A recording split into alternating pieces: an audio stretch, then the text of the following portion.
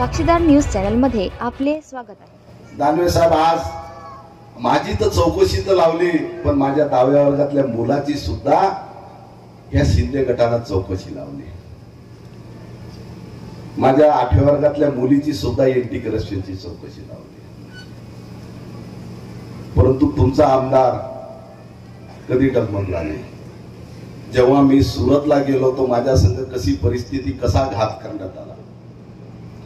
ज्यावेळेस पक्षांतर झालं, ज्यावेळेस महाराष्ट्रात गद्दारी झाली, त्यावेळेस मला सुरतला कसं नेण्यात आलं होतं आणि कशा पद्धतीनं मला इंजेक्शन देण्यात आले होते आणि टीव्हीवर बातमी फैलवण्यात आली होती की आमदार नितीन देशमुखला हृदयविकाराचा झटका आला। मला तर कोणता झटका आला नव्हता। मग यांना असं बातमी फैलवून कोणता तुमच्या आमदाराचा घातपात तर करायचा नव्हता। एका भारतीय जनता पार्टीच्या आमदारांनी ट्रेन मध्ये, साहेब आमचे पदाधिकारी येत होते, इथं बसलेले आहेत,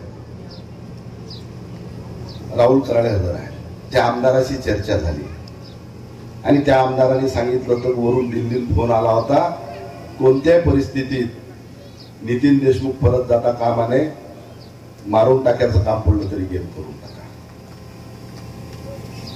टीव्हीवर बातमी फैलवण्यात आली, हृदयविकाराचा झटका आला, वरून फोन येते, ऐकत नसेल तर गेम करून टाका।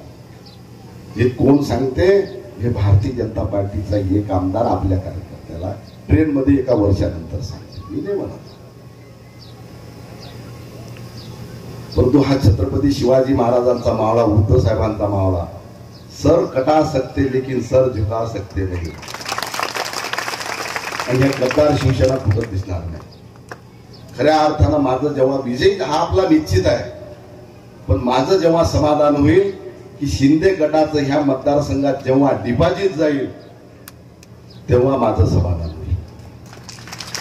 कारण की अनेक तुमच्या आमदाराला पराभूत करण्यासाठी प्रयत्न चालू नाही, कट कारस्थान चालू आहे। तुमच्या आमदाराला पराभूत करण्यासाठी प्रयत्न नव्हे तर कट रचल्या चालले आहे आणि कट